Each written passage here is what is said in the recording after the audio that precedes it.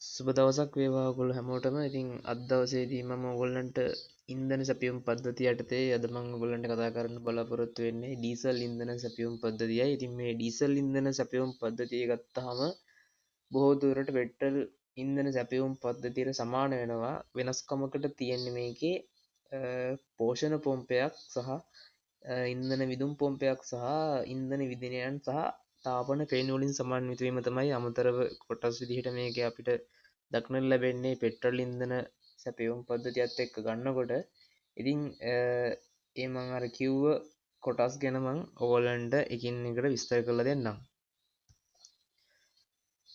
එතකොට ඩීසල් ඉන්ධන පද්ධතිය ගත්තාම ඉන්ධන ටැංකිය, ඉන්ධන පෙරහන්, පෝෂණ පොම්පය, ඉන්ධන විදුම් පොම්පය, ඉන්ධන විදිනය සහ තාපන පේනු යන කොටස් වලින් සමන්විත වෙනවා.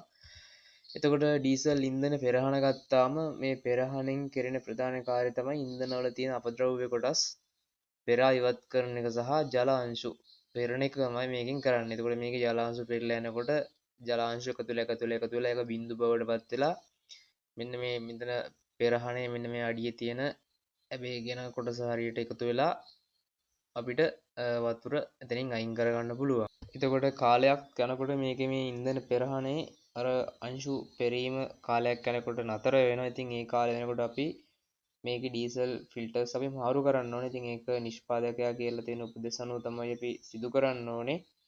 ඒ කියලා තියෙන කිලෝමීටර ගාණින් හෝ ඒ අවුරුදු ගානකින් හෝ කියලා තියෙන විදිහට අපි ඒවා මාරු කළ යුතුයි. එතකොට ඩීසල් එන්ජිමක් ස්ටාර්ට් නොවෙන්න බලපාන තව එක හේතුවක් තමයි මේ ෆිල්ටර්ස් බ්ලොක් වීම විදිහට අපිට ගන්න පුළුවන්. එතකොට අනිත් කොටස තමයි ඉන්ධන විදුන් පොම්පය. එතකොට මේ ඉන්ධන විදුන් පොම්පේ වර්ග දෙකකට වෙන් කරන්න පුළුවන්. එතකොට ගත්තාම එකක් තමයි එකලි විදුම් පොම්පය කියලා කියනවා අපි එකකට. ඒකට අපි ඉංග්‍රීසියෙන් කියනවා ඉන්ලයින් ඉන්ජෙක්ෂන් පම්ප් කියලා. අනිත් එක තමයි බ්‍රෙමක් වර්ගයේ විදුලි පොම්පය. ඒකට අපි කියනවා රොටේටරි ටයිප් ඉන්ජෙක්ෂන් පම්ප් කියලා.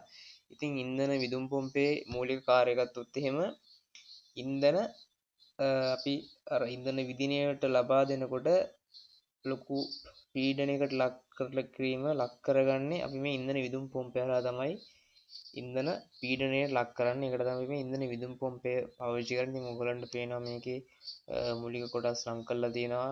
ඒකට පාදිකේ සම්බන්ධ වන ලීවරේ ඉන්ධන විදුම් සඳහා සම්බන්ධ වන නල පද්ධතිය වගේම පෝෂණ පොම්පය යනුවෙන් කොටස් නම් කරලා තියෙනවා. මේ පෝෂණ පොම්පය කියන්නේ ඩීසල් ටැංක් එකකින් ඉඳන් ඉන්ධන විදුම් පොම්පය දක්වා ඩීසල් පම්ප් කරන්න පාවිච්චි කරන එකට තමයි අපි මේ පෝෂණ පොම්පය කියලා කියන්නේ.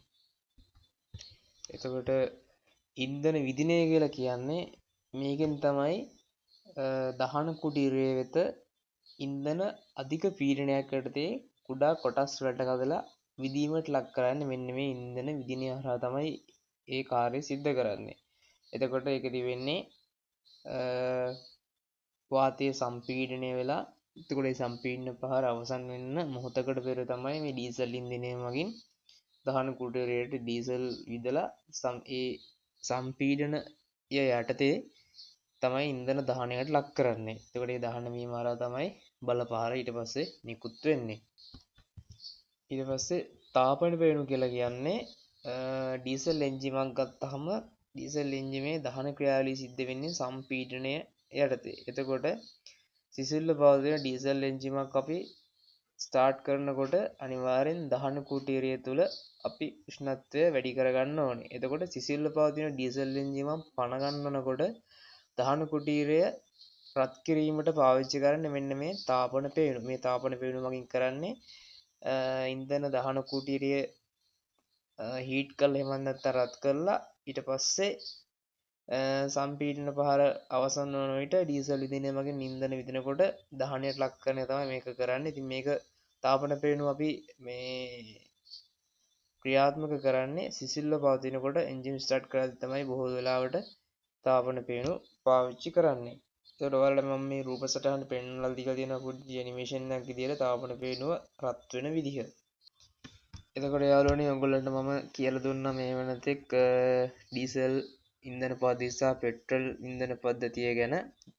ඊට පස්සේ මේ වගේ තියෙන හැකියවැකි දෝෂ විදියට ගත්තොත් එහෙම මේ වගේ අපි ඉන්ධන පෙරහන සහ වායු ශෝධක එහෙම නැත්නම් එයා ෆිල්ටර්ස් සහ ඔයිල් ෆිල්ටර්ස් නිෂ්පාදකයා කියලා තියෙන කාල සීමාවන් තුලදී අපි මාරු කරන්න ඕනේ. එහෙම මාරු කරේ නැත්නම් එන්ජින් එකේ කාර්යක්ෂමතාවය අඩු වෙන්න පුළුවන්. ඊට අමතරව පණ ගැන්වීමේදී එහෙම නැත්නම් ස්ටාර්ට් කිරීමේදී දෝෂ ඇති වෙන්න පුළුවන්.